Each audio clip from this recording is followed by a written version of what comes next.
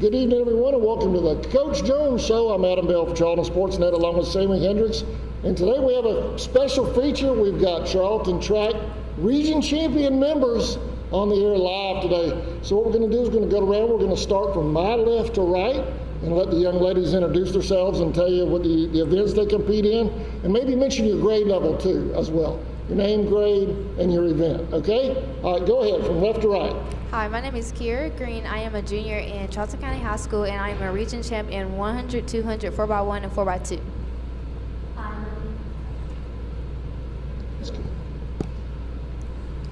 Hi, my name is Michaela Milton. I'm a junior at Charlton County High School, and I play second in the 200, third in the 100, and a region champ in the 4x1 and 4x2.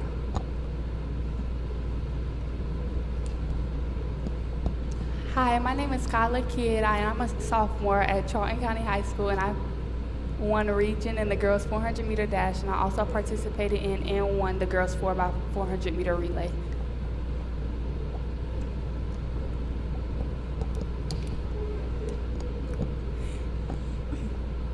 Hey, my name is Meza. I am a sophomore at Charlton County High School. I am the region champ in the 3200, 1600, 800, and 4x4 relay. Hey, my name is Dulce Meza, and I came in second place in the 3200, 1600, 1800, and won the 4x4 meter relay. All right, Coach. Congratulations, man. Your first time coaching track here in Charlton County, and not one but two region championship trophies. Hey, what do you say? First of all, talk about your young ladies, man. What a fantastic season they've had on the track. And still have more to come. Yes, I've got a almost 2-year-old, but I've inherited all these daughters, and these are our Maiden track and field members. Not everyone is here today, but these young ladies work extremely hard. It started back in early January when I got here, and just the culmination of winning the region is really, the day in and day out practices. This really has been a fun group to coach. Our ladies have been about handling their business, and it was just a surreal moment when we heard our names announced as the region champions for the girls. I know all of our girls were really, really excited, something that we expected. After day one, we were kind of down because we don't have as many field eventers as we want. But we came back strong the second day, and all of our girls really maximized, their efforts and their individual events and on our relays. And, we were able to score 199.5 points, which is really, really big in a region track meet. And so we're just really, really excited about, really finishing this part of the season off, and we look forward to going and competing in sectionals, and then everybody qualifying for the state tournament. So. All right, Coach. This was not only individual region championships, right, but as a team, the Maidens won as well. When is the last time the team as the Maidens has won a region championship as a team, as a unit? I think it was a couple of years ago. So it's been a couple of years since we last won the region in track. But again, just for our girls, I told them at the beginning of the season we were going to try and run against. We went down to Jacksonville and we've run at Wayne County. And so then we went up and ran at Fitzgerald. We've seen a bunch of good competition through that part of the region. Ran against some fast folks, so I think that really helped us when we got to the region, to the region track meet, because we had seen, in my mind, just about everything that you could see. And our girls, to their credit, they rose to the occasion. And so, again, last week or a couple of weeks ago was just the culmination of all their hard work from January and coming to practice every day consistently, and just, being a fun group to coach. So I'm really looking forward to sectionals, but what I'm really looking forward to is all of our ladies going and competing in the state tournament, having a chance to bring home the state championship. Yeah, that's a big sectional meet coming up. I've been over there before, over to Albany, where the young men and young ladies were talking about a pre-show. That concrete bowl over there, it gets warm, so the girls, you really have to work on the hydration and everything, right? Yeah, we do. It gets really, really hot here. I know it's something that we talk about is hydrating and making sure that you take care of your body. And so our girls will rise to the occasion. They've done it all season. Again, I can't stress how much of a fun group this is. We were practicing for this interview out, and we had a little lighthearted moment. I didn't have to do it, and now he rose to the occasion, so I didn't have to tell our little joke. But But again, I think that all the work has been done. Really, my goal these last couple of weeks leading into sectional is making sure, much like a football game, when you get to the region part of the season, is that everybody's healthy, everybody's fresh, but that we stay, in tune with what our individual events are. So we hadn't run each other into the ground this week or next week. We'll be ready to go when it comes Saturday. If we come up short, it won't be because I don't think our girls are ready or prepared. So I've got every faith and confidence. I believe all 9 of our girls that are going to be going to compete will advance to the state tournament. So I'm really excited. Have you recruited any of these young ladies to be wideouts or wide receivers for Indians football? Well, they probably think that they can. I know you've got some speed standing around. Yeah, we do. Right We've got a good collection of speed. I was wondering when we came on, when everybody says Coach Jones show, and they probably assumed it was football. They saw these girls and said, "Wait a minute, what's going on with our football team?" Yeah. But they can do it. I've got a daughter. Me and my wife, we're gonna teach our daughter she can be anything in this world that she puts her mind to. That's really what I try to do is I speak to our young ladies and our young men, our Indian and Maiden's track team. Every day, we end with a prayer and we let somebody break it down. But just speaking excellence into our kids. And so I'm not going to say at the beginning of the season, I don't know that we necessarily talked about a region championship, but when you place competitive sports, why do you get in it? You get in it at the end of the season to have a chance to compete for a championship. So I know this has probably been on all of our minds, but I can truly say this group of young ladies and the young ladies that aren't here now, our hearts are set on making sure we go compete and making it to the state tournament, and then doing our best to bring home the state championship. Are these young ladies part of your relay team as well? Yes, sir. I figured that with the 400. 4x1, 4x2, and 4x4. Mm-hmm. How are they doing on the school time? Oh God, these are some of the smartest in the school right here. So I'll tell you, I don't think we hadn't had an issue with anybody needing to go make up an assignment or do anything. As a matter of fact, Coach Phillips rode with us to our first track meet, and we were talking on the way back, and he told me to stop, and he pointed out to me that all the girls on the way back from Jacksonville had their school books out, and they were doing schoolwork on the way back from the track meet. And that was something really cool to see. Our boys were back there talking and having a good time, but the girls were up there doing the work, of course. But it's just, again, a testament to who I think they are all the way around. They're the true definition of student athletes, and it makes it so much fun that they're a fun group to coach. Practices are in my mind, outside of the running that, sometimes that they probably don't like to do. Practice is usually pretty fun, and we get off the track. Earlier in the season when we were conditioning, practice was a little bit longer. But my take on is you're going to train and be as fast as you're going to be. You're going to throw as far as you're going to throw. It's our job to make sure, technique-wise, that we try to get you to where we can, and then get you to the track meet and let you do your thing from there. And so, again, that's why I'm really, really excited about being able to go over to Albany and compete, and then everybody qualifying for the state track meet. All right. Now, ladies, take us around real quick. Your first year under Coach Jones, not throwing anybody under the bus. Is he a hard coach, or does he stay on y'all? Yes, sir. He stays on top of y'all. I'm messing with you, Coach. Hey, let's go from left to right again.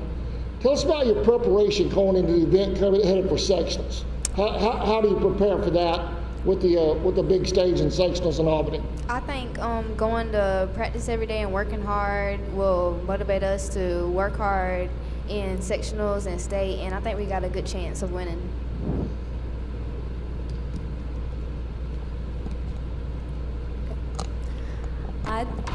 No, you're fine. You actually, ladies, I know we're live, but y'all actually don't have to worry about putting them on if you just hold the mic up to you. That way you don't have to bend over. You can stay straight up if you want to. So go ahead. I think that we've done really good this season, and as for putting in the work, and I feel like it's definitely what you put in outside of practice that contributes to our results. And I feel like we definitely just improved overall, and I can't wait to see what we can accomplish in sectionals and state. That's fine, absolutely. Don't strangle the coach. If that's college, she probably wants to. I just think us overall as a team, we've been putting in a lot of hard work, and I really think we can win sectionals and state.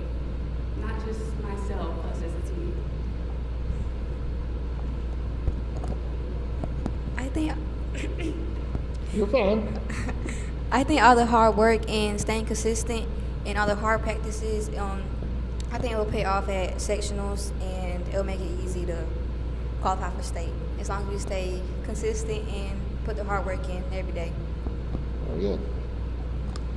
I feel like if we keep working hard at practices, because they're really hard sometimes, I feel like we can get far, because it's really all about what's in your head, like, I got this, and I feel like if we have that mentality, I feel like we can get far. Coach, your impressions of Charlton, obviously very good impressions, but your personal take coming into the track season and to now, how did that progress coming through the season? I don't know that I've ever told them this. I don't know I would have been prepared to coach girls if I didn't have a little girl myself. And so all the good things about our young ladies, as fun-loving as they are, as hard as they work, I see a little piece of what I want my daughter to be in all of them. And it really makes it emotional when you're out there and you win. I just kind of sat still and I told our kids to savor this moment. Not often in your lifetime are you going to have the opportunity to be number one at something. And my perspective on how special it was to watch these girls win was heightened because I do have a daughter. And I do hope that she's a part of, a competitive sports team one day. And she has other people around her that care about her and that will uplift her like these young ladies do each other. If I want anything for them, I want them to win the state championship because I believe they've earned it. They work extremely hard, every day. And I push them, the same way, that I would push, our young men, because I know that they can be excellent. I know they can be great. So that doesn't mean sometimes they don't always want to do it. That doesn't mean sometimes they don't, help me define what the role of a coach should be. But at the end of the day, I think that trust and that love that has to be there between, teammates and coaches is there, and it really seems more like a family. And that's what I've tried to model, what I wanted our track program to be about this year. So the sky's the limit for them. I'm going to sit back and smile at whatever happens Saturday because they've earned every bit of success that they have. And if for some reason they come up short, I'll be sitting there waiting to high-five them just like we have all season. So I'm really, really excited to see them go and compete. All right. Hey, Coach, I wanted to, you joined us during basketball season for a couple of interviews, and one of the things you mentioned was the tight-knit community and the energy here in Charlton County. Have you felt that during track season this year, especially coming into, after winning the region and headed into sectionals? That support. Yeah, I have, but to our girls' credit, I get my energy a lot of times from them. Sometimes they come in and, they got a long face and they know they'll be walking around school. Me being their coach doesn't stop at the track. I see them all day and I'm always high-fiving. I'm always asking them if they're okay. I'm always asking if everything's going well with them. So I've really tried to build a relationship holistically with them in school and at practice and making sure that they understand if they need something, I'm there as a fellow educator to help them. But I get my energy from them when they come in and they're down and I'll stop and I'll pay attention to whatever's going on. And if they come in really happy, it fires me up because I'm like, well, okay, we'll have a great day at practice today. But generally that wears off when we get closer to practice. Everyone at this table will tell you, if y'all will point, who's the one that I'm probably talking to the most? This one right here. Yeah, she's the fun one out of the group. But no, it really is a tight-knit, close group. I think that's what defines this community, is the way that these girls can pull together. Obviously, they learned that somewhere. They've learned that at home. And so I'm really, really excited as we continue to build not only our football program, but our Indians and Maidens track programs, that we're competing consistently, not only where region championships are the expectation, but that we're going to go and compete for state championships every single year. So that's a testament to these girls. Hopefully we've started a trend that we're going to be able to sustain. And I know that takes, buying investment at our middle school, but they'll tell you when we first started the season, we had maybe 3 times as many middle schoolers out running track as we had on the high school team. So the future's bright and we're really, really excited. I got to tell you, which I know in this modern age of social media and TikTok and all that stuff, these girls are camera ready. They haven't acted shy a lick. I mean, you ladies are doing a fantastic job on the show today, and I appreciate that. Before we close out with the girls section, we're going to bring the boys in. Anything else you ladies would like to close out on, or Coach, you for the girls section of the Coach Jones Show? No, I try to say this to them every day. You know, I appreciate you all. They know that this isn't the end. They know we've got a lot of work left to do, and then just continue to focus and let's maximize every day that we get, and just run your race or do your event to the best of your ability. And then we're fortunate enough to qualify for the state meet. We'll go try to do our best to bring it home, ladies. Go ahead. Anybody have anything else? Y'all got anything? I just think Coach Jones Sammy, for do you have pushing us. anything? She was saying. Go ahead. Oh, I said I just thank Coach Jones for pushing us every day at practice and making us work as a team so we can better ourselves. All right. Y'all, they know I'm deaf, so I might not pick up on everything. You guys know that. So, but I do appreciate y'all joining us on the show. Wish you ladies the best of luck and bring back one of them big old trophies. Yeah, all right. Thank you for watching this segment of the Coach Jones Show with Charlton Maiden's Track Region 2024 champions. Thank you, ladies. We're going to take a quick break. We'll be right back with Indians Track coming up next.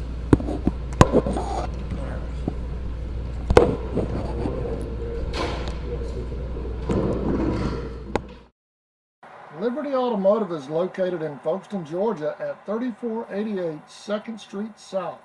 We're a full-service repair shop with multiple bays to handle anything from an oil change to a major repair. Call today at 912-496-0066 for more information. Justin and the staff can handle it all at Liberty. Liberty is a proud supporter of Charlton's youth. Since 2009, Southeastern Automotive Group has been buying for and selling to most of the franchise dealerships in the area. What if you were able to bypass the big dealerships with the big markups?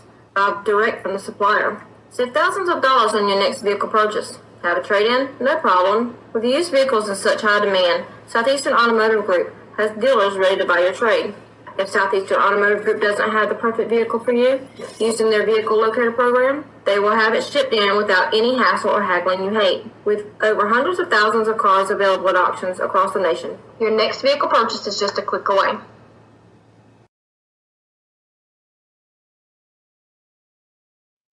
Pier 6 Seafood and Steakhouse, located at 853 South 6th Street in McClenny, Florida. Steaks cooked to order, seafood just right, fish plates with all the fixings, hamburgers all the way, fries and more. Go see old Salty and tell them CSN sent you. Pier 6 Seafood and Steakhouse.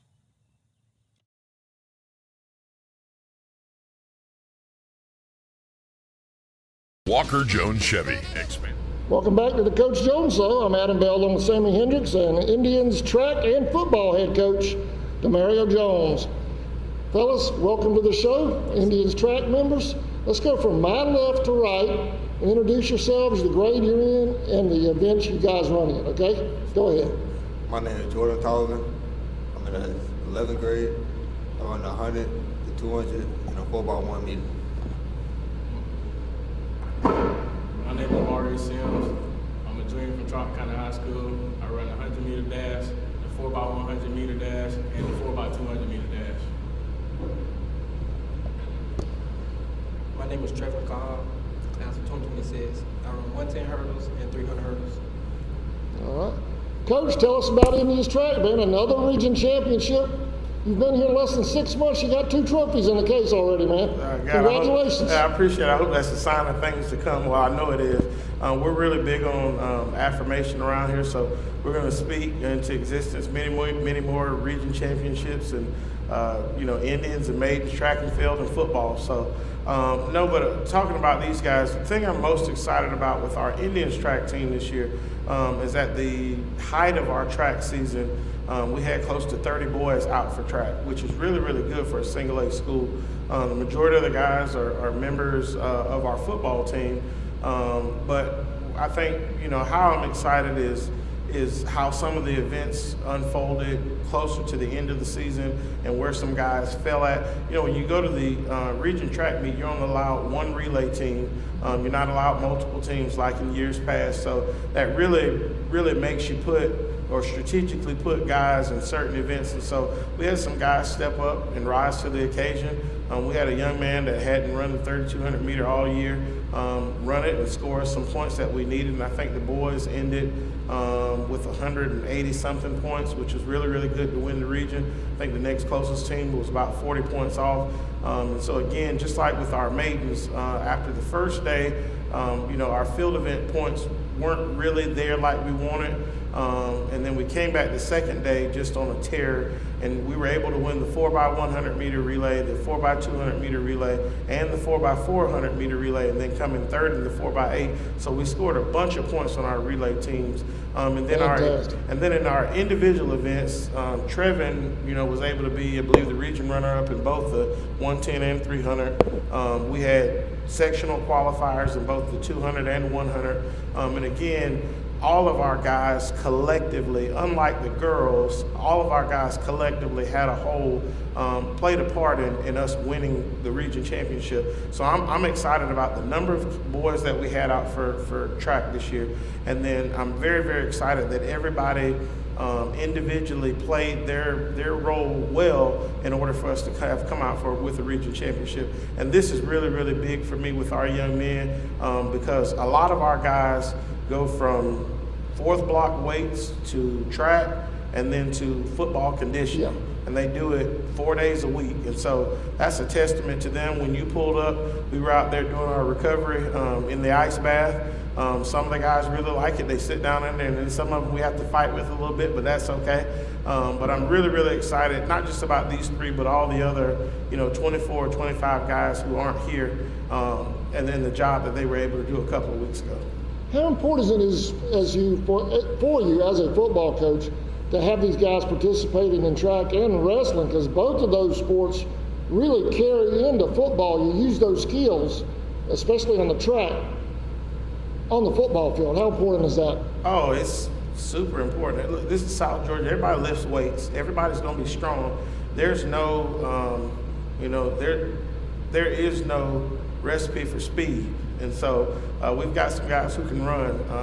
You know, JT was able to, you know, PR, I'm about sure it was PR for you in the 100, PR at a 10.98 in the 100. He's right behind Jeremy Bell from Clinch. And so, you know, we're really excited, not just with him, but with all of our guys. I'm sure at some point in the year beat their personal record several times. And so to see guys running, you know, a 23 at the beginning of the season and then at a 21, and to shave off 2 seconds off an event, just like in football, we had several guys go up tremendously in all of our core lifts, power clean, bench, and squat and back squat. And so it's just, for me with our boys, it's a little bit different for me with the boys and the girls, in the fact that I see them in the weight room. I see what they take their bodies through day in and day out, and then to have the opportunity to win a region championship in track, which I believe is the first time in maybe 3 or 4 years for the boys, was really big and really special. Again, they're a fun-loving group. I probably spend the most time with them, obviously, since they're football players, and I have them during the day. But I just can't say enough about what that moment meant. And I told them the same thing I told the girls. Make sure you savor this moment. Make sure you remember what this moment feels like, because if never ever again in your life you never win a championship, you know exactly what this felt like and what this meant to you, and continue to work. And I remember a bunch of our football boys saying, hey, you know, past this, hey, it's time to do this again in football. So I was really excited to hear that. But to see where they've come from day one to now has been exciting. All right. Guys, tell us about your mindset going into that region track meet. What's going through your mind as you prepare, not only on the individual events, but on the relay? Because, you know, those relays, those handoffs are huge on time. Go ahead. Yes, sir. We focused on at practice. We focused on getting the handoffs right. We practice. We went in the mindset. We're going to win this thing. Haven't been done in like 3 or 4 years, and it meant a lot. I feel like everything we do from the weight room, well, from the classroom to the weight room to the track, it all translates, like you said, and we on the way to state championship. Brandon? Going into the hurdles, in practice, I practice on attacking the first hurdle and keeping my speed throughout the whole race. Staying in the lead and get the best time I can get. In weight room, it helps me get explosive, and on football field too. All right, go ahead. Picking up at what they said, the hard work that we put in doing track and in the weight room, and then when we come out here for football, it is definitely a difference in it. And we knew that the hard work would come, but it would pay off. And I know way back in the day when I ran track, the big things were on the individual events were coming out of those blocks fast, and on the relay, the handoffs. How much time do y'all spend working in those blocks, just getting out of the blocks? A lot. That's the first thing we do when we get to practice. We stretch and then we go straight to blocks. We get at least 6 or 7 of them and ready to rock the road. How about that? Go ahead. And we do it every single day. Every single day before practice, do the block start. Brandon?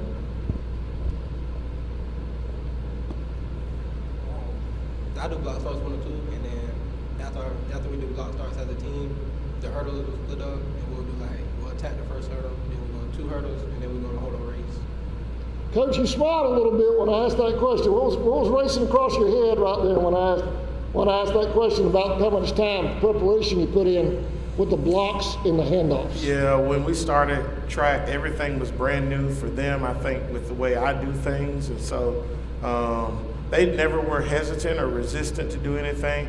But just to hear them say that and to hear you say that, how important it is, it's something they're not lying about. Literally, when they're done stretching, we go into block starts. I send the distance runners on their workout, and then I get our jumpers going, and then we take up all 8 lanes and everybody's block starting, and I start them.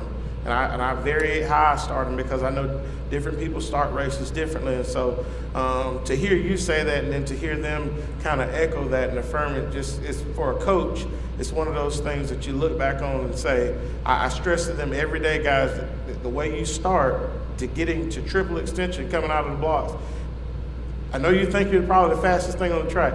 That's the most important thing you can do is starting the race the right way. And we've addressed it as down to how to put your block, how far you put it from the line, where this block goes, memorizing where your blocks go so that you can confidently set your block up, get in your block, and then kind of block everything else out and get ready to run. And so it's something we do, and they'll tell you if we don't do it right, I start them over, and we go back and do it again. And so it's been a focal point for us all year. And what's interesting to me is we get to the region meet, and there are a lot of guys who don't. You can tell they don't know how to come out of a block, or they don't really work on it. And so it's something that I know, really helped us, especially with our boys. Obviously, region championship's a huge accomplishment, but there's so much speed in this region with Turner, from Turner, Lanier, Clinch, just a ton of speed. How big of an accomplishment is that for these guys to finish out on top with all that speed throughout the region? It's a big one. It's a big one. Like I said, it translates. I mean, we put in the work. We put in a lot of work, a lot of work. And Coach stays on us, and he strengthens us both mentally and physically, and make sure we're prepared. And it translates. All of it matters. It was a big accomplishment. I mean, a lot of people PR'd in most of the races. The hard work gonna pay off.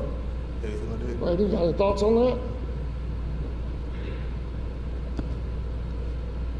It is a big accomplishment.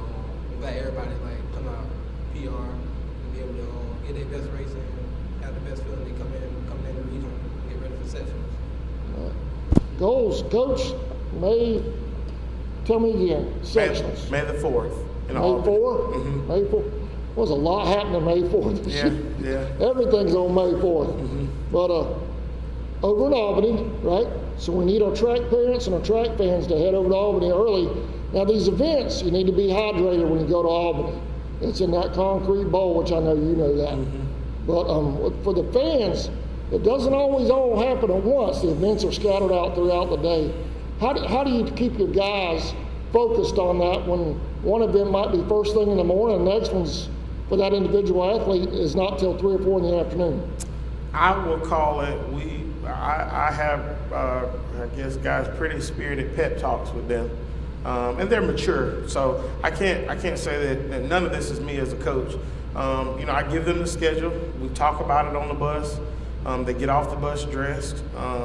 They know that it'll be a long day, but they'll get up and get moving closer to the time of their event. The biggest thing I think that helps us is we've stayed on a schedule throughout the season, so it's not like having to be prepared and be ready for your individual event is going to surprise us, because we've structured practice and the meets we've gone to have been like that. So, when they hear first call, they know that group, they go together, they don't check in separately. Everybody's going to be ready. Again, like I said with our young ladies, I'm excited to just see them go compete, because when you get to the sectional and you get to the state meet, you as a coach are kind of taken out of it. Yeah. You sit up in the stands with everybody else, and so as much as I probably want to be in his ear to say, hey, you got this, I try to pattern the way I coach them so that they know, one, if nobody else is there that loves them, I'm here. And so I've got no doubt about our guys and whether or not they're going to go over and do their best. Where those chips fall, I'm really, really expecting a great majority of our young men to qualify for the state meet too, and that would be really, really huge. And Adam, when I say this, I'm putting a lot of stock in what we're doing in football this year, what we've already done within our track program, because it's turned around so quick. And anybody who ever has gone into a place, brand new, spanking new, usually it takes you time to build things. To our kids' credit, they have wanted to work hard from day one. They've wanted this moment. That's actually been our theme in our Character Ed series in our 4th block class. And so they'll be ready for the moment. Not concerned with that.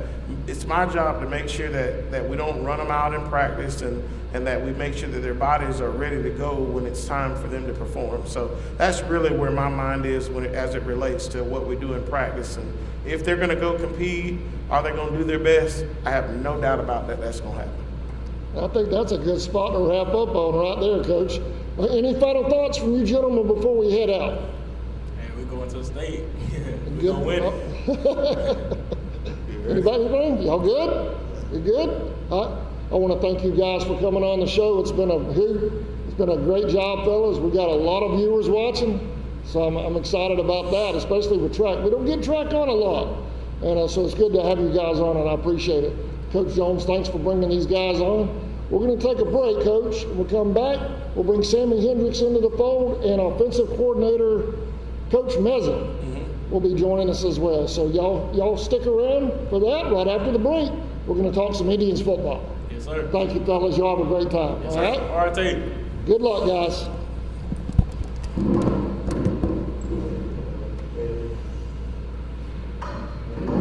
Inventory, home of the lifetime warranty, and we'll treat you like friends and good neighbors should. Chevy, together let's drive. Walker Jones Chevy, Memorial Drive in Waycross, and online at walkerjoneschevy.com. From the office of Sheriff Robert Phillips, go Indians and go Maidens.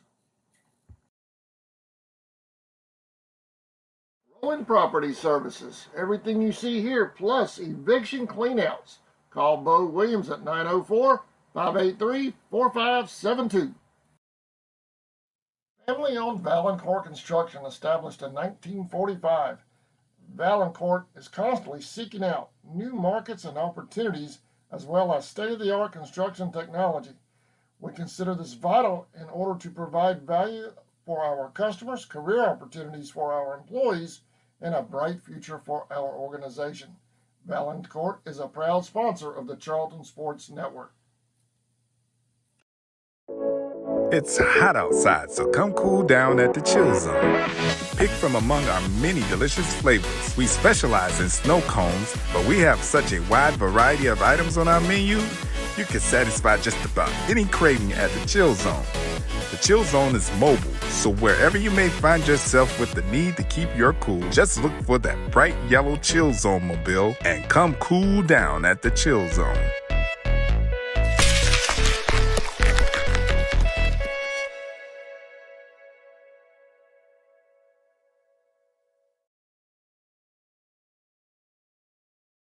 In your time of need, give Rob Robertson a call at 912-496-7388.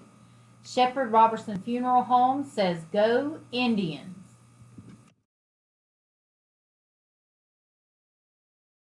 ESP Specialist in Fabrication is located at 169 Little Phoebe Church Road in Folkestone, Georgia. President Mark Pickering and his employees utilize the latest technology with a skilled workforce to supply customers with the best custom fabrication possible. Serving clients at home and abroad makes ESP a premier employer in Charlton County. For all your specialty and fabrication needs, contact ESP at 912-496-2583 today. They're also on Facebook at ESP Specialist Fabrication. ESP is a proud sponsor of Charlton Sportsnet. We'll treat you like good friends and neighbors should at the home of the lifetime warranty, Walker Jones Chevrolet, Memorial Drive in Waycross, and online at walkerjonechevy.com. Chevy, together let's drive. Walker Jones Chevrolet. Charlton Electric, serving Charlton. Welcome back to the Coach Jones Show. I'm Adam Bell along with Sammy Hendricks, Indians football head Coach Jones, and offensive coordinator Coach Meza. Coach Jones, Sammy, take it away, boss. First of all, I'd like to welcome both of you gentlemen out to Charlton County football and Charlton County athletics.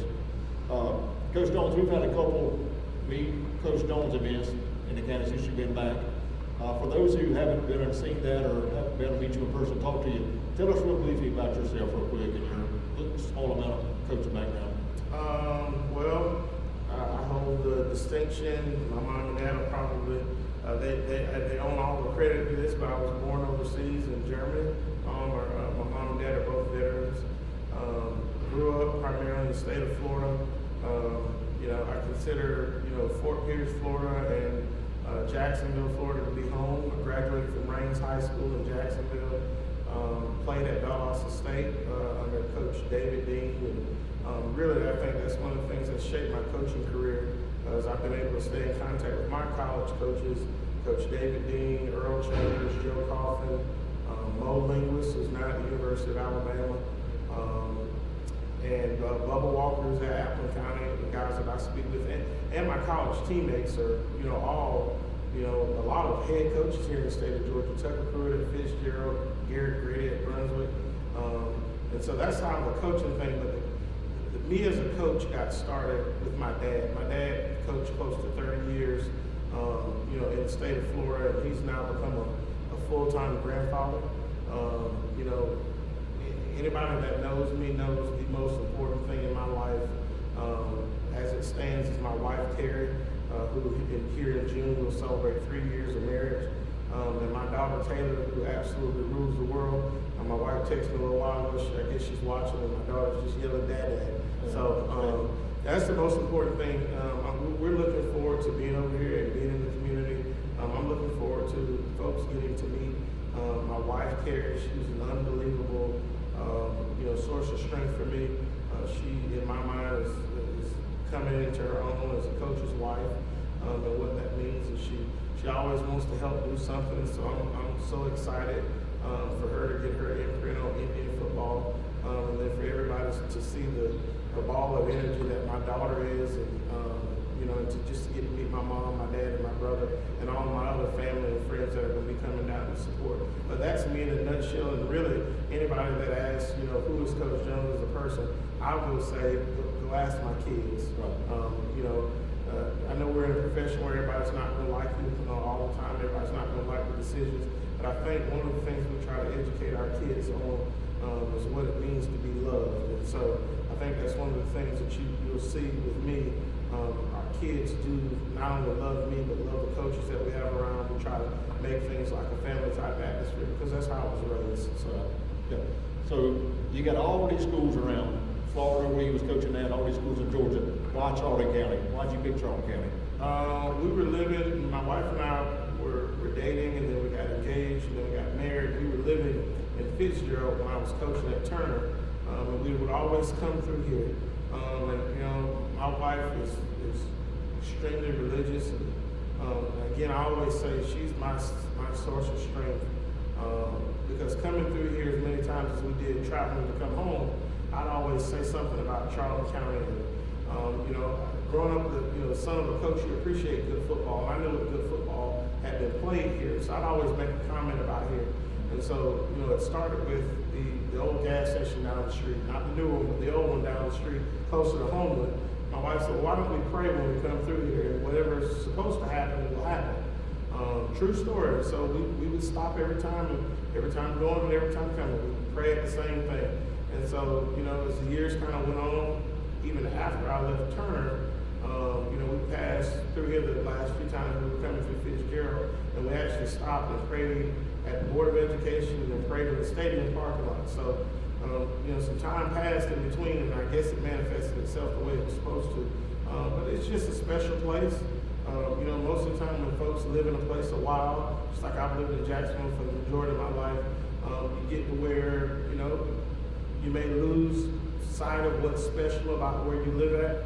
For me, this is the perfect place, in my opinion, to be a part of a football program, to be a part of a family type atmosphere, to be a part of something that's important.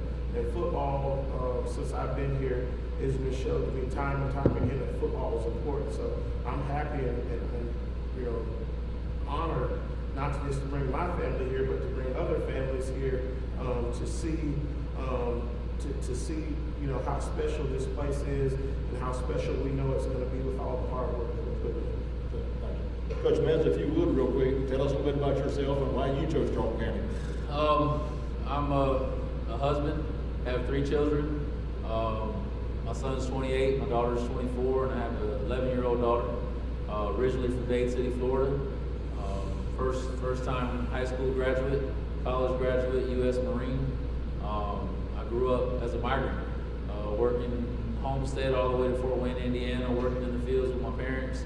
And, you know, strong women in your life make a big difference. And like Coach Jones was talking about his wife, my mom and my wife have helped. My mom was the one that set it down in stone. I don't want the same life that I had for you. We're going to stay here in Dade City, Florida. You're going to go to the same school and get an education and move on from there, right? After the Marine Corps, I got out, went to the University of South Florida, got my bachelor's degree there in secondary social science, and had an opportunity to work with Jim Levitt in 2009. And it was an eye-opening experience to see what Division I football was like and the understanding of what it's going to take for high school kids to be where they want to be. I had an opportunity to work at a couple of schools in Hillsborough County, became a head coach at Wiregrass Ranch High School, and had an opportunity to go to Atlanta, and I landed at Creekside High School on the south side in Fairburn, Georgia. Had an opportunity to work there with a mentor, a man that I consider one of my best friends. He's the head coach at American Sumter right now, Will Rogers. From there, I ended up going to Dutchtown and reconnecting with Will. And then this past year, I'm coming from Lowndes High School. And Charlton, why Charlton is the man next to me. You know, everything in this coaching thing's about relationships, and everything's about understanding like where we're trying to go for our families, what we're trying to do to help build young men. And I completely have all the faith and belief in the man to my left, Coach Jones. And I've always been a big believer in, you know, giving back, you know, and helping kids, you know, in the situations that I grew up in. My parents were divorced at a certain time, and, you know, we don't know what's going on at home. We might be the only father figures that they have. And it's a thing of like, you know, it's my time being here so far right now has been amazing, you know, and the beliefs of the words that he gave me and what I saw, I'm just extremely grateful for the opportunity to be here, and this is a special place. Coach Jones, tell us a little bit about your coaching philosophy and what do you bring to Charlton County football? It started with, again, how I was raised. I think everything in your life goes back to that. Coach just alluded to it about his mom and how she raised him. And you really are going to be a product of how you're raised. My mom and dad always gave my brother and I the tools and resources that we needed to be successful. It was going to be up to us for us to be successful. I'd never forget getting dropped off at Valdosta State in the fall of 2007, and I was a walk-on. I knew that I had to find my way on the team if I wanted to stay being there. And so I think for me and what I would bring to our program, what I think we've already exceeded the standard of what we want to be at this point, is just the mindset at which you attack the work. Right behind us is, if you ask me what I believe in, it's right here behind us. It's this Greek word, arete, that means excellence in all things, the art of reaching one's full potential. This excellence of any kind. My sense of excellence may not be your sense of excellence, but if you and I and Coach and Adam and whoever else is around helping, if we're all banding together and we're giving the best that we can do, and we're all striving to reach our full potential, how can we fail? And so I think sometimes in coaching, we don't pay enough attention to the X's and O's, and then sometimes we may put too much of the emphasis on the X's and O's. We're going to find a happy medium. Look, for anybody that's wondering how hard our coaches are working, the last couple of Saturdays we've been up here for about 5 or 6 hours apiece, meeting to talk about spring practice and every little detail, and me placing ownership of what we're doing on our coaches and us making sure that we're prepared and how we're going to teach our kids, and then how we're going to film it so that we can correct our mistakes and execute. And so to not get into the nitty gritty, which is what I'm sure, and we'll field those questions if we have them, I don't mind. But our football team is going to be based on empowering our young men. It's so easy to sit back and say that coach doesn't know what he's doing, and what is this kid doing, what is that kid doing? But at the end of the day, those are still our kids. That's still who we've got to go win with. And it starts at 7:30 when they check into school. Do they go eat breakfast? Have they eaten breakfast? Have they done their homework? Are they prepared? Do they go to class? Are they good citizens throughout the school day? That stuff matters to me, because I'm going to tell you, if he's struggling in reading, if he's struggling in math, what's going to happen when he gets to that wall in football and he's struggling? He's going to revert back to what he knows. That's where we place our attention. So I'm proud to say the majority of our football team, progress reports just came out, the majority of our football team is 3-0 and above. We may have had 2 or 3 kids who were struggling in a single class. We didn't have more than 2 kids in our 4th block weights class that was failing one class. So that's something that, in my mind as a coach, I don't want anybody, but that's an area that when I was talking to Coach, trying to get him to come here, or I'm in the community talking to folks, our team GPA the last 9 weeks was right at a 3.0, or right up close to it. So for me, with as many young men as you have in the football program, that's amazing. It's nothing to do with me. It's all the mindset in which you have with those kids. So we've come so far in such a short amount of time. About I have to pinch myself or reaffirm myself with Coach or Coach Phillips or Mr. McCoy or Dr. Tilley or anybody that I'm talking to about the job that we're doing, because it just seems like we're turning the corner really, really fast. And I want to make sure that I don't need to slam on the brakes, or if I just need to keep riding that thing out till the wheels fall off. But our goal is always going to be to compete, and compete at a high level. To say that we can get back to where Charlton County has been consistently next year, I don't have that crystal ball. But I can tell you with Coach and our kids, they will tell you, what does Coach Jones say every day? It's not going to shock me if we go on a little run and get this thing done. That's always going to be where my heart is set as a coach. But our kids, to their credit, and our coaches are working extremely hard to make sure that we maximize our talents this year. We just kind of hit on that here briefly, but what expectations do you have of a player of the team, and what does a player expect from you as a coach? Well, the expectation on me is that you're going to be loved, and that's whether it's tough love, whether you need. Coach said it. We're a father figure to a lot of kids. And it's not just young men; it's young ladies too. Coach has a daughter. I have a daughter, so we have unique perspectives. I believe on how we would deal with young ladies, really about how we would want somebody to deal with our daughter. But for our kids, they can expect for us to coach them hard and to pay attention to them, probably more so than anything. And when I say that, the benefit of being at a small school is that it's a 2-hallway school. So our kids know that they're going to see me, or they're going to see Coach Phillips, or they're going to see Mr. McCoy, or they're going to see all of their teachers lined up outside of each transition, and I'm always checking on them. This day and age we live in social media, a kid will be high and then they'll be low, and you don't know why.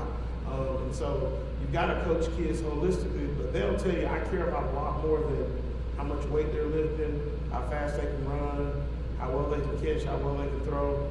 I care about a lot more than that. But I think, to sum it up, what I'm expecting them to do is to be what that word defines them as in that white book of the GHSA handbook, as a student athlete. I'm expecting all of our students to be the best students they can be. And again, that goes back to this word, arte, excellence of any kind. So if the best you can do in math is a C, I need you to give me that. No F's though. You can be better than failing. And I say that to our kids, and each and every one of you is excellence. What that excellence looks like is dependent upon your DNA, your structure, your mindset.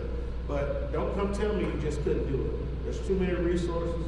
There's too many people willing to help. I just refuse to believe that we're destined to be failures, and I'm not going to let our kids be failures. Coach Meza, there's a lot of people, they're sports fans, especially because of football, think the offense is the most exciting part of the game. You've been the offensive coordinator. What aspects of football do you get the most excited about? Offensive line. Without the offensive line, nothing goes. You got to have a guy that can pull the trigger. You got to have some guys that can stretch the field. But at the end of the day, if we can't protect, it doesn't matter. You know what I mean? And I played quarterback in high school, got a running joke with a lot of my coaching buddies. The power is my favorite play. All right, so I love running the football. But the thing that excites me the most is getting first downs and ending every drive with a kick. All right, because if we do that, then we have a really, really, really good chance of being successful on Friday nights. Coach Jones, coming to a new team where players are different skill sets, different talent, different abilities, and you've been coaching as you have, you've been around different talents before. What is the process of developing a new game plan with new players and a new team? Getting to know your team. I told Mr. McCoy when I sat down with him and Coach Phillips when I first got here, I said, guys, I'm not going to necessarily be in a rush to hire a complete staff, like we've got to be ready to go play a game tomorrow. The most important thing that I can do in these next 2 months of January and February is spend as much time as I can with our kids. And so you guys were at basketball games. I had our guys at basketball games together to create a student section. I fed them out of my own pocket. So it's getting to know your team first and foremost. When I say get to know their likes and dislikes. I interviewed every one of our kids when we got here to find out what was your take on last year. What would you like to see different? What did you not do well? What did you do well? What are your dreams and aspirations past high school? What college or career pathway are you interested in? And so that is the reason why if you walk around this field house, there are, so many, open changes in here. We've started a players lounge. You see these 2 couches in here. There's, state-of-the-art technology, and we've got video game system in here for our kids to be able to enjoy this building. I think the biggest thing that I took out of meeting and getting to sit with our players is that they wanted this place, this field house, which is, to me, the best in single A football, to be like home. So I wanted that to pattern, but what would you put at home that makes home being fun? We live in a different age than when Coach and I grew up and when you grew up. We went outside and played. What do our kids do? They sit behind a video game and they play. So if they can find a way to be competitive with each other doing that, then I'm fine because I at least know where they're at. So, getting to know your team is the most important thing. Once you do that, then it really makes the process easier of knowing, okay, who gets plugged in at left guard, who gets plugged in at center. He can play right tackle, but he can't play left tackle. He can play outside, but he can't play inside. He can play running back, but he can't play H-back. And then on defense, he's an interior tackle, he's an exterior tackle. He's an outside linebacker that can play in space. This guy can only play in between the tackles. This guy can play the high hole safety, or this guy can play down, and really roam. And so that's made that so much easier. One thing I told our coaches the last two was don't get ahead of the scheme part of what we're doing, because the last thing that we're going to talk about every single day that we meet is personnel, because that changes all the time.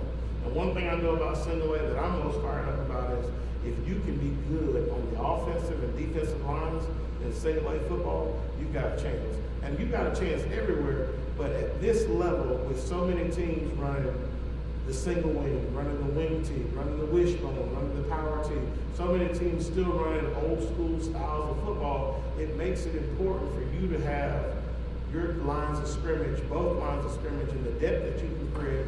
Look, when I was at Turner, we did it with 22 and 25. We couldn't have afforded for a kid to go down, and if one did, we more than likely had a kid who probably had no business playing that position on the field. So to have as many kids as we do on the team, and to be able to have them, and as many freshmen as we have coming in, to know where everybody's going to be plugged in, and to have that conversation every day. If you're a fan of chess or checkers, it excites you, and that's the part of coaching, you know, outside of meeting people and dealing with kids that I get most excited is when we go in there and close that door and, you know, hash out the world's problems, you know. So you coming in this year to Charlton County as being the new head coach, you came in, I'm assuming most of the coaching staff was probably here, some were gone, I think, and you brought some guys in with you. How's that transaction been with the new guys and the ones that you brought in with you? How's that developed so far? I think it's been, you know, really smooth. I'm looking at the last couple of weekends. It's really been the first time we've all got to be together under one roof, and to me, it reminded me of, you know, old friends who hadn't seen each other in a while coming together for a weekend. So, you know, it's been good. I think about the time that you find something negative, if your mindset is that you can overcome anything, or, you know, everything can have a positive ending. You know, my mom tells me all the time, you know, it is what you make of it. You know, you don't have bad days. You know, it's just going to be what you want it to be. And then, you know, I couldn't have married any better, because my wife's really so positive. It's all about, you know, what we're going to do. We're going to win. You know? And it's not, hey, I think we can know we're going to win. And so I've got it at home. And so for me, watching our coaches interact has been really nice, you know, because I know that that's going to translate to the field. And I'm hoping Coach Simmons, our defensive coordinator, who we'll have on later on another show, him and Coach Meza found their way to compete at practice that the boys will enjoy. That's respectful and competitive.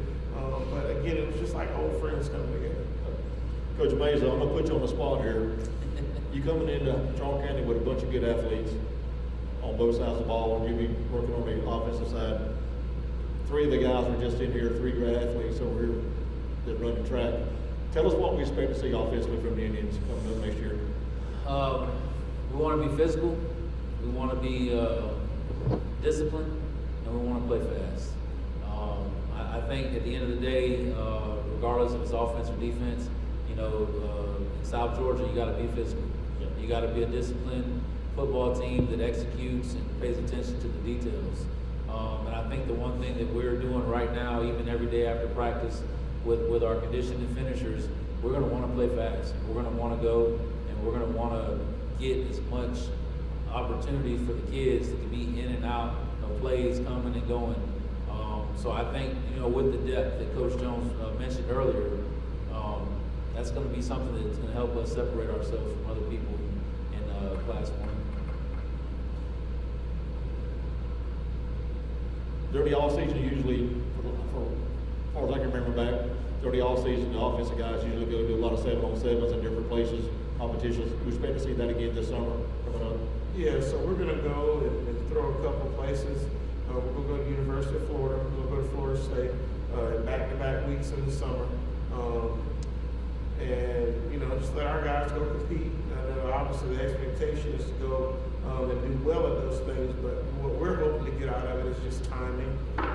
You know, really in the summer, it's about, you know, snap counts. How many times can you run these plays against these number of fronts, not necessarily physically, and then we'll go to a padded camp at the end of June to kind of finish off the first half of the summer, and then the second half, you know, of the summer will really be us working on us and getting prepared for fall camp. We're bringing that back. I know that was something at our parent meeting that we had that that a lot of the dads were excited about that have played football here, the fact that we were going to have a preseason camp. And so that'll be really, really fun, but everything in June will be, you know, being as into the scheme part of things, and then picking back up with the heavier side of lifting in the weight room. And, you know, we'll still condition, but, you know, we'll be running a lot more around on the practice field. So what we do will kind of, you know, I'm really big on the weight room translating to the conditioning side, plyometric side of things, and then that transitioning to what we do in practice, and everything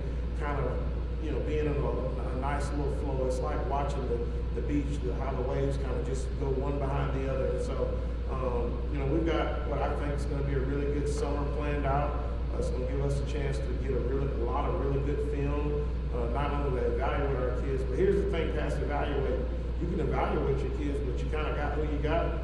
So you've got to look at that film, and you're really, more so than evaluating, you're correcting so that you can go execute when you go and do it again.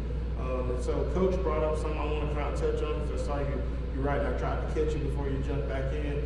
Part of us wanting to play fast is also understanding that we need to, as just about any offense wants to, is that we control the temperature in the room.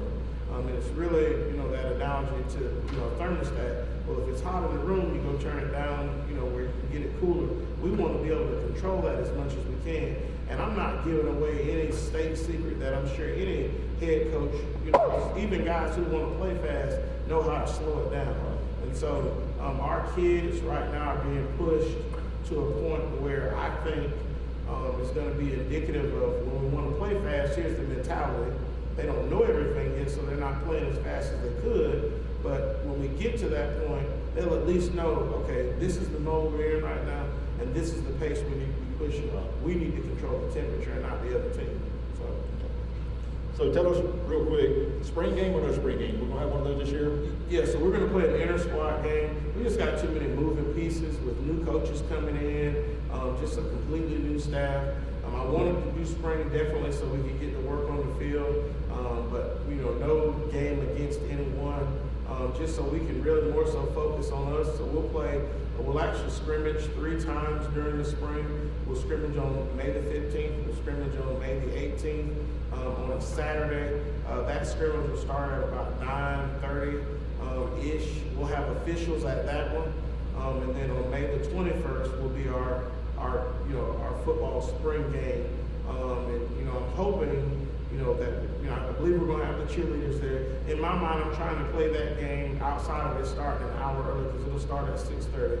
We're going to play that game just like we would a real game. So if Mr. Hurst and the Bandit are able to be here, I'm going to want them to set up. I want to play that one as much like a real game as possible, because I won't get that until we play Brantley County out here at home.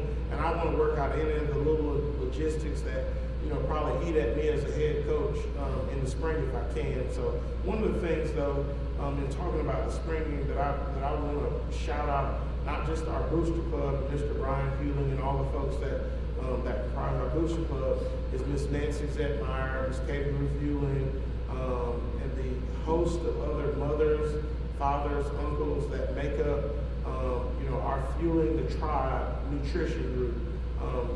You know, Miss Lacey Phillips, Coach Phillips' wife, also is in that group. We have so many mothers and dads and granddads that are in that group who have banded together, and after every spring practice, we have a full meal scheduled for our kids. So our kids will go home with a full home-cooked meal at the end of every spring practice. And that's important, not just for the sake of saying, hey, we're feeding our kids, but from a nutritional side of things, that puts those calories back in their bodies so that we don't begin to get to a point in the season where we're actually tearing down their bodies and not building up that strength. And so we want to maintain, we want our 200-pounders to stay in that range. We don't want a 200-pounder to go from 200 to 189 because they're not getting enough, nutritional, getting their nutritional needs met. So I just thank that group. I know there'll be another time where I'll hopefully have them on during spring ball, where folks can get to know about that group and how they can help. But again, we talk about community support. It gets no better than that when you know you can tell your kids that, hey, don't worry about food at the end of practice. We're going to feed you. We're going to have somebody come in and have a devotion with you, and then we'll send you home. And then during the summer, we're also going to be eating, after our meals. And so this thing is really taking off. Again, it's one of them things when I tell you as a head coach, you're sitting in the car, it feels like I'm driving 1,000,000 miles an hour and getting ready to turn the corner. I don't know what's around the corner, but all my faith is in that man upstairs, and I believe that we're just destined, to be special this year in some type of way. And so I just thank everybody who's had a hand in it thus far. We're looking forward to a really, really great spring. And just to verify, make sure I'm correct, on the 21st spring game, this will be inter-squad game, right? Yes, sir. Okay. So, can either one of us kind of tell us what's going on with fundraisers for the team during the summer? What have you got lined up as far as those goes? Yeah, so one of the things I'm hoping to do with Mr. Adam when we're done is to actually get Mr. Brian Newell or a member of the Booster Club on to be able to discuss exactly what we're going to do. I know we've got scholarship dinner set up for May the 14th in the cafeteria, and I believe the tickets have gone on sale for that, and that information should be floating around on social media. If it hadn't already, there's going to be I believe a rib dinner sale, and then there's going to be a golf tournament at some point. Mr. Bryan's still working on some of this stuff, but we've got a lot of things planned, from a fundraising side of things. And one of the things we're going to bring back, not really as a fundraiser, but we're going to do a little Indians camp. So the fall camp that we do is going to be from March the 24th through the 28th, I believe, that Saturday. And our kids are going to come up here. They're going to stay here on campus in the gym. Like they used to back in the day. Like they used to back in the day. So, our kids will be tired. They'll be worn out. So will we, because we'll be up here living apart from our families too. But that's going to be really our last time to, I don't say work out the kinks, but that'll be our last time to kind of put the attention on, hey, this is where we need to be as a family. And my goal, if anything, out of that thing is if we go into it right here where we're a family, that we come out as connected as you can be. And so there'll be some fun things, some fun team activities. And then Mr. Adam, and I'll tell you that there'll be some not so fun things in that that I've already kind of told our kids about. So looking forward to it. I know a lot of the dads and older gentlemen in the community that have played here. Remember, fall camp was kind of a rite of passage into saying that you were a football player.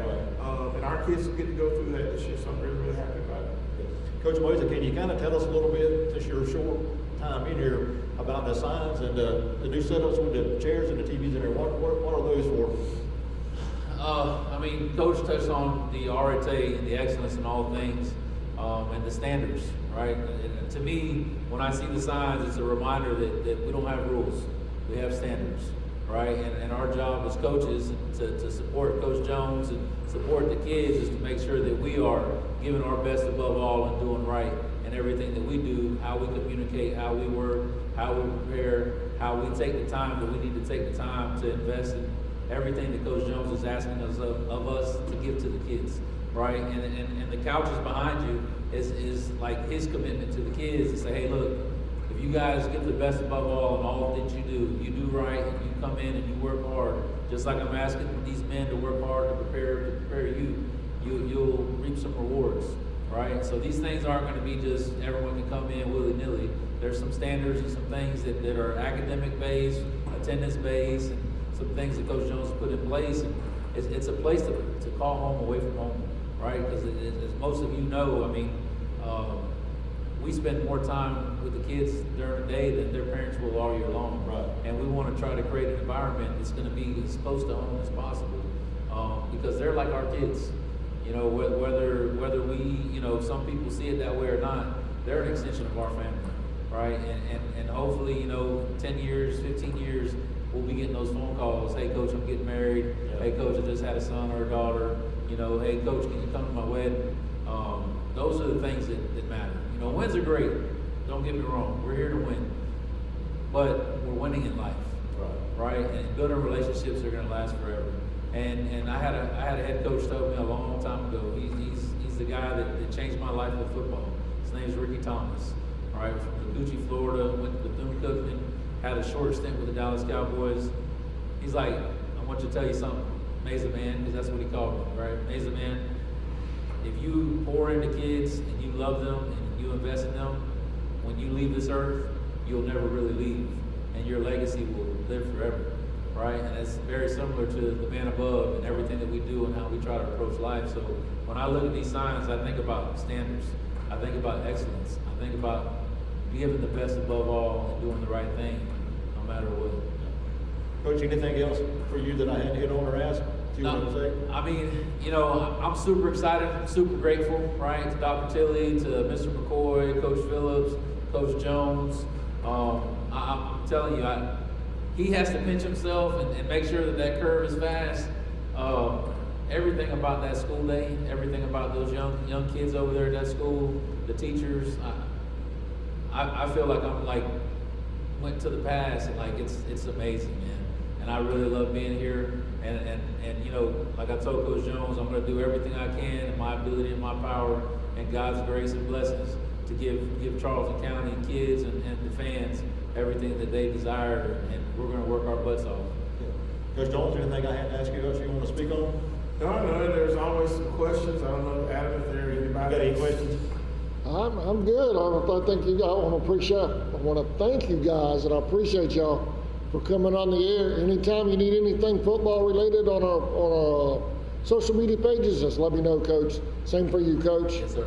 Just anytime. Loved having y'all on the air. You got anything else? I think I got covered everything. Closing statement, Coach? Well, I listened to you guys long before, when I was at Turner. We were huge fans of the work that you guys do, and not just for the Indians, but advancing these platforms for these young people, not just in high school, but I know there's a lot of youth stuff that you guys do. So we're looking forward to you guys being as excited as you can be about the brand of football that we'll play this year. And I'm encouraging everyone. If you've ever been a part of the program, if you've got a son or a daughter who's in the band or cheer or any part of what the fall season will look like here, join in some form or fashion and support. Our kids really, really need it from the aspect of we ask a lot of them each and every day, and we know that the young people that make up, our school are the future of this community. And so my thing to our guys is you create your own legacy. Your legacy is not defined by the picture that they leave up when you win a state championship. Your legacy is defined by what you were willing to do for others. And so I really hope we can, I think our community is really showing out right now when it comes to supporting our program. But if we can squeeze any more juice out of that lemon, I'd love to, just because I think our kids are worth it. So I'm looking forward to it. I hope we have a bunch of people out throughout the spring to watch and support our kids, and go Indians. All right, anything else? All right, thank y'all, appreciate it. Thank y'all for watching the Coach Jones Show. We'll see you next time live on CSN. Have a great night, everybody.